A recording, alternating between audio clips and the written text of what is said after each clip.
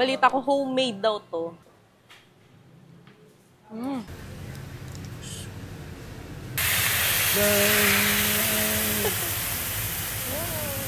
Sausaw natin. Tahong. Ooh.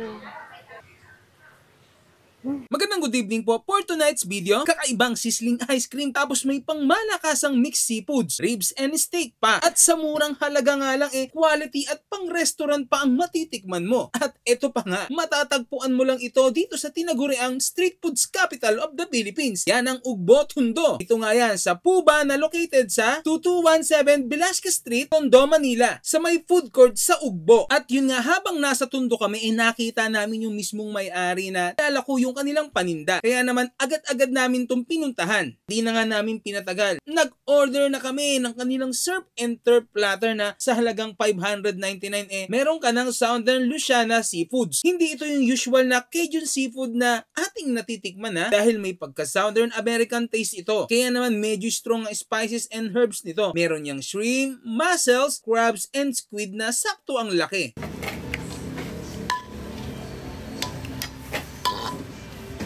Mapapadami ka lang talaga ng kanin dahil unlimited rice dito. Oo, unlimited rice ito kaya naman dito pa lang sulit na sulit ka na talaga. At sa sobrang excited nga ni Dali nag-order na siya ng dessert kahit hindi pa siya tapos sa pagkain. Sizzling ice cream with salted caramel bar and blondie sauce.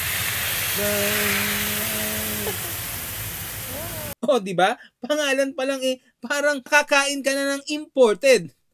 119 pesos lang yan Kakaibang ice cream ang matitikman mo. Hindi matamis at talagang nagko-complement lahat sa iyong bibig. Ang sarap nung sauce, panalo.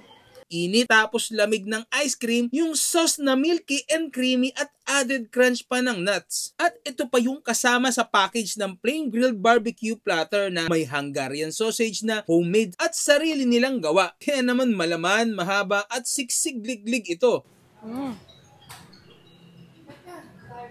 Malambot yung pinakaloob niya. Tapos makunat yung outside. Sarap. May cheese pa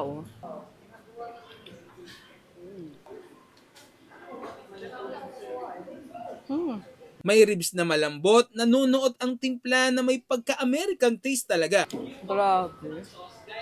Panalo talaga yung pagka-marinade nitong mga meat nila. Tapos sobrang lambot. Lagyan natin yung kanilang sauce.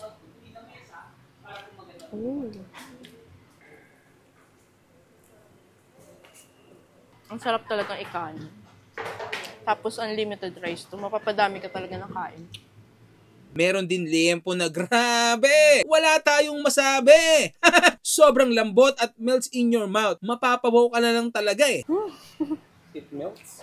Totoo nga. Tsaka ang sarap ng pagkakatimpla niya. Nanunuot talaga. Pati na rin yung kanilang chicken na smoky barbecue taste talaga at nakaka-amaze ang lasa. Kaya naman sulit na sulit mo na talaga itong unlimited rice nila. Ang lalambot. Sarap. Panalo. Mana natin itong kanilang seafoods dito sa Puba. Ito yung kanilang squid.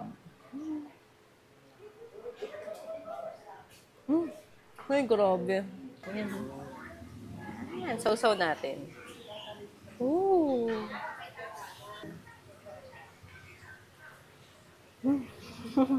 Panalo yung sauce nila. Hindi to yung usual na mixed seafoods na matitikman nyo. Yung common na Cajun sauce.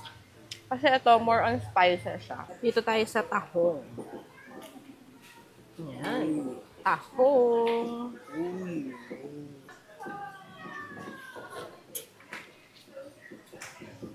So, baby crab. Sausaw natin.